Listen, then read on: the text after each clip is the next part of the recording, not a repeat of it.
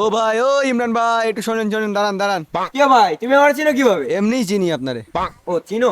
তো ভাই, গ্রাম কেমন লাগে? না না, তোমাদের গ্রাম সাউন্ডটা ভালো লাগে না, ভালো লাগে না আর কি। বোর ফিল করতে শহরটা অন্যরকম আর কি।